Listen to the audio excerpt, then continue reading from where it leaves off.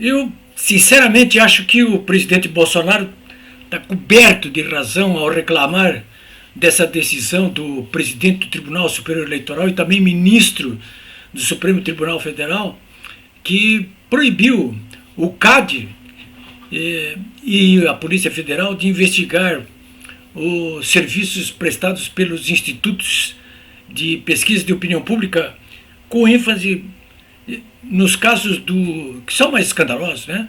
Da Datafolha e do IPEC, o ex-IBOP, né? Porque todo mundo sabe, o Bolsonaro sabe, eu sei, o Alexandre de Moraes sabe, que esses dois institutos aí, que são os mais conhecidos do Brasil, ofereceram resultados pouquinho antes das eleições, que mostravam o Lula com até 2 dígitos de vantagem sobre o Bolsonaro. E o que se viu, ao final e ao cabo, no resultado da eleição, é que o Lula estava com 6% de vantagem sobre o Bolsonaro. Resultado até questionável também, mas de qualquer maneira a diferença é brutal, é escandalosa, até porque esses dois institutos passaram a campanha toda batendo na tecla de que o Lula já ganhou, chegava a ganhar no primeiro turno. Alguém pode me dizer assim, mas ninguém dá bola para pesquisa de opinião pública. Talvez a pesquisa em si, se ela não fosse usada como uma ferramenta de batalha política, como foi usada durante todo o primeiro turno. E eles agora já começaram de novo, a Datafolha e o IPEC, mostrando uma vantagem assim, estúpida em favor do Lula da Silva. Pois bem, o que fez o Alexandre de Moraes quando o CAD e a Polícia Federal resolveram investigar o serviço desses dois institutos? O Alexandre de Moraes, simplesmente, numa canetada, de ofício, como se costuma dizer no meio jurídico, ou seja, por conta própria, sem ter sido provocado por ninguém, ele, como presidente do Tribunal Superior Eleitoral, disse, não pode ficar investigando isso aí, porque isso aí não tem nada a ver, é conversa para boi dormir. Opa, que não é conversa para boi dormir, não é. Agora, a possibilidade que existe em relação a essas investigações corre por conta das CPIs que estão com pedido em andamento, tanto na Câmara dos Deputados quanto no Senado Federal. Mas isso não vai dar em nada agora, pelo menos no primeiro turno, né? Nesse finalzinho de eleições. Vai dar resultado sim depois, né? Dependendo também do resultado, porque se for o Bolsonaro, isso vai adiante. Se não for, o Lula da Silva é beneficiário dessas ferramentas usadas aí por ele mesmo, pelo pessoal dele, né? Bom, e o Bolsonaro, claro, hoje reclamou, disse, o que está havendo aí, né? O que está havendo? O próprio jornal Valor de hoje, que pertence à Rede Globo, ele dá uma pista do que está havendo, né? Eu não sei por que razão eles resolveram contabilizar o número de reclamações feitas junto ao Tribunal Superior Eleitoral ou à Justiça Eleitoral de um modo geral em relação a fake news, a informações que estão sendo veiculadas pelas duas campanhas, né? E a contabilidade do valor, veja só, hein, do jornal Valor Econômico, que é o principal jornal de economia do Brasil, que pertence à Rede Globo. O resultado da apuração que eles fizeram foi o seguinte: a Justiça Eleitoral atendeu até agora 37 demandas feitas pelo PT, por Lula, por eles, né? 37 e apenas 6 do Bolsonaro. 37-6. Puxa vida, não dá para desconfiar. Alguém está botando esse jabuti em cima da árvore, né? Já vou falar sobre isso aí com vocês, um pouquinho mais sobre pesquisas também, as de hoje, inclusive nessa sexta-feira, 4 horas da tarde, dia 14. Olha só aí, estamos há 2 semanas das eleições. 2 semanas, apenas 2 semanas, né? Aqui em Porto Alegre o tempo está fechado hoje, o céu cinza, carregado de nuvens, temperatura amena, não dá para reclamar, né? Bom, vamos ver então essa questão das pesquisas. Eu tinha prometido que não ia mais falar em pesquisa, mas acontece que tem alguns institutos de pesquisa que escaparam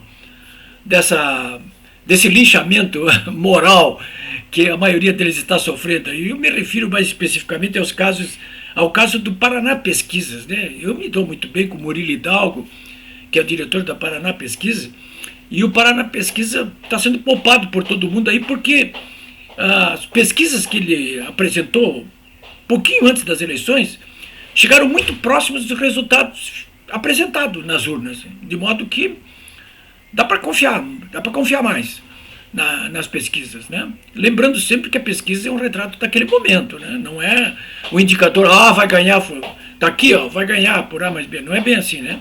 Então eu já vou falar sobre isso com vocês aqui. Mas antes disso eu quero mostrar para vocês aqui esse livro aqui, já mostrei outras vezes, é uma terceira edição que eu estou lançando agora, Herança Maldita. São 400 páginas, custa R$80, né? Terceira edição. Eu fiz o lançamento já aqui em Porto Alegre, né? Muitos de vocês que estão me vendo aqui já fizeram pedidos aqui, já mandei entregar. R$80 inclui um frete até para qualquer parte do país, né? Então esse livro aqui trata de uma análise, uma reportagem gigante que eu fiz em cima dos 16 anos do PT aqui em Porto Alegre, né? Depois que eles completaram esses 16 anos, aí eles nunca mais se elegeram aqui em Porto Alegre, né?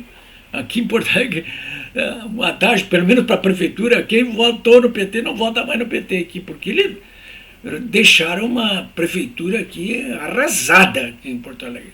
Eu não busquei aqui casos de corrupção, e não encontrei mesmo, mas casos de má gestão. Vocês viram que a Dilma, que foi secretária da Fazenda aqui, inclusive em Porto Alegre, não nesse período, logo em seguida, a Dilma acabou caindo aí pelas chamadas pedaladas fiscais, né? Que é a má gestão dos recursos públicos, né? Então, isso foi o que aconteceu quando o PT governou durante 16 anos aqui, 4 prefeitos, Porto Alegre, né? E depois no governo do estado também. Então eu vou contando aqui em detalhes tudo que consegui ver ali, coisa como, por exemplo, no gabinete do diretor do Departamento de Esgotos Pluviais, começou a chover muito lá dentro do gabinete dele, lá em vez de ele mandar consertar o telhado, ele botou um moirão para ficar segurando o teto, porque ia cair o teto, né? É apenas um dos casos, né? Os guardas municipais que andavam com calçados que eu chamo de calçados de bailarino, se corresse atrás de um bandido, eles iam escorregar e cair no chão, né? Então, mas não é só isso, né? As próprias portões de contenção de encheias aqui em Porto Alegre estavam emperrados, não funcionavam. É uma coisa desastrosa, né? Então, quem quiser adquirir esse livro aqui, foi a primeira grande experiência do PT em governos no Brasil de unidades importantes, no caso a capital aqui, Porto Alegre, né? Quem quiser pedir aqui, então o código, pode fazer por WhatsApp, né? Código de área 51 999 45 98 10 999 45 98 10. Faça isso logo aí, porque esse é o PT, né? Depois do governo federal, esse PT aqui, que governou e mal Porto Alegre, deixou essa herança maldita, ele ficou durante 13 anos no governo federal. E a dona Dilma, de novo a dona Dilma, quebrou a economia do país, quebrou o governo, né? Entregou com 2 dígitos de inflação, a maior recessão da história econômica do Brasil, né? Fora a ladroeira, né? Que foi a pedra de toque dos 2 governos, uma ladroeira desbaratada pela Lava Jato e pelo Mensalão, né?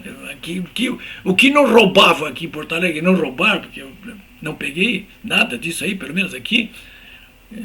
Depois a coisa degringolou lá, quando foi por causa do governo federal. E essa gente que está querendo voltar agora aqui, né? A única barreira que tem pela frente aí, realmente, é tratar de eleger o presidente Bolsonaro.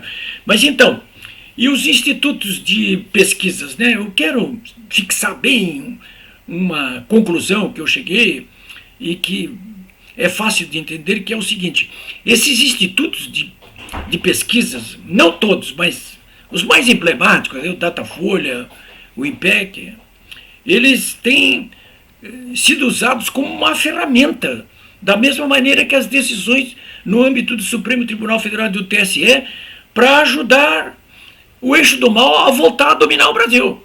Né? Esse eixo do mal que usa e é usado pelo Lula para atender todos eles e se beneficiar também. Então, começa por aí. Bom, e as novas pesquisas desta sexta-feira aqui, eu vou falar sobre as que eu, 3 ou 4, aqui, 3 delas que eu mais confio, né? Que é a Paraná Pesquisa, que dá o Bolsonaro com... E São Paulo, esses 2 casos que eu vou falar para vocês aqui é de São Paulo, tá? São 2 pesquisas feitas em São Paulo, cujos resultados foram divulgados hoje. São Paulo representa 25% do eleitorado do Brasil, hein? 25%. É 1/4 de todo... aliás, são 25 milhões de eleitores, né? Então, São Paulo, Paraná, 50% Bolsonaro, 41% Lula.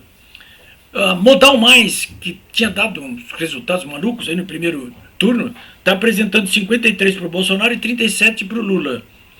E o IPESP, que é um outro instituto de pesquisa de opinião pública, esse dá 49%, ele mantém aquela diferença que ocorreu realmente na eleição, né? Mas essa é nacional, essa que eu estou dando agora. Então, 49% para o Lula e 43% para o Bolsonaro, né? É bom sempre ficar com o pé atrás, né, em relação a todas as pesquisas, né? Ou seja, confiar desconfiando, né? Bom, senhores, a movimentação continua, né, das 2 campanhas. Nesse final de semana aí, o que nós temos de novidade é o debate previsto para esse domingo na Band, né, e deve estar presentes tanto o Lula quanto o Bolsonaro, né? Não são 2 candidatos que possam apresentar paridade de armas, como dizem os próprios advogados e os militares, né? Porque não são 2 candidatos que jogam igualmente limpo ou que tenham ficha limpa, né? Um deles não joga limpo e não tem ficha limpa, né? O que eu espero e torço, eu acho que todos vocês esperam e torçam, é para que ele possa, mais uma vez, ser totalmente desmascarado nesse debate aí. Se ele tiver coragem para ir até lá, né? Agora, pela minha própria experiência de vida, o que eu quero dizer para vocês é o seguinte: se vocês forem para uma batalha com um bandido, é bom não querer jogar o jogo só do mocinho, não, sabe? Não, tem que ser da cintura para baixo. Não pode achar que está lidando com anjinho, porque não está, né? Mas vamos para a luta, senhores. Boa sexta-feira aí. Atenção nesse fim de semana. Não se dispersem.